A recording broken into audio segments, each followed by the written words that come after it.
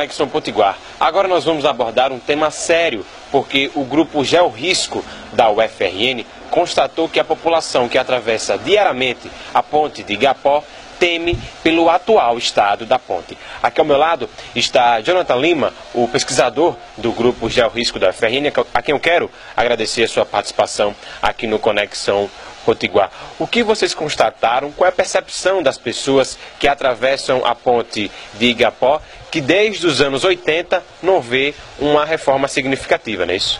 Desde a duplicação da ponte de Igapó, não houve nenhum tipo de reparo de lá para cá.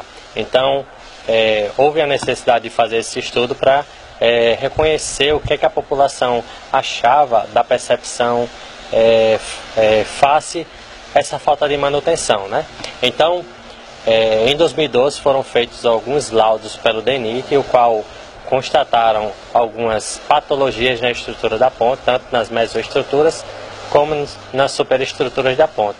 Foram constatadas perfurações na estaca de afundação da ponte. Então, a gente foi uma visita em loco, verificar essas estruturas para saber se realmente ainda se constatava e persistia. E o objetivo da pesquisa era atrelar a essa percepção nossa enquanto pesquisador com a percepção da população e o que ela achava sobre isso. Foi veiculado um questionário online, o qual 100% dos entrevistados acham que não há nenhum tipo de manutenção na ponte. Desses, 90% já pensou em uma possível possibilidade de ruptura ao atravessar diariamente a ponte de Igapó. Então, mostra que a população já está vendo que não há nenhum tipo de reforma e há essa preocupação dos transeuntes todos os dias. E a ponte, ela originalmente foi construída para receber uma carga de 60 mil veículos diários. Atualmente, quantos veículos trafegam na ponte de Igapó? Segundo dados da PRF, hoje opera com 80 mil veículos dias. Então, essa operação de sobrecarga nas estruturas, juntamente com os agentes intempéricos, é normal que haja esse tipo de desgaste da estrutura.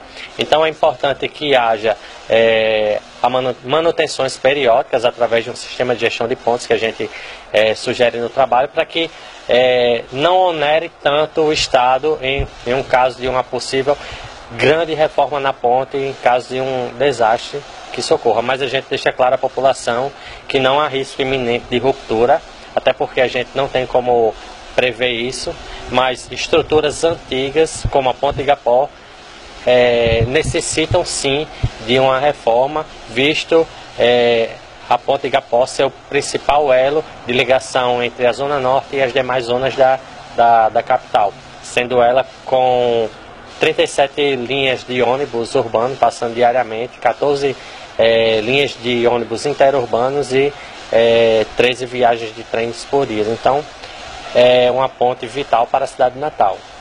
E esse estudo feito pelo grupo de pesquisa, ele foi direcionado ao Ministério Público para que sejam tomadas medidas cabíveis perante a estrutura da ponte?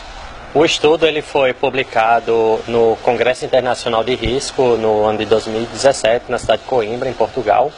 E após isso foi encaminhado a vereadora, então deputada Natália Bonavides, que já direcionou ao Ministério Público para que o Ministério Público tome as devidas providências junto ao DENIT, que é o órgão responsável pela manutenção da ponte.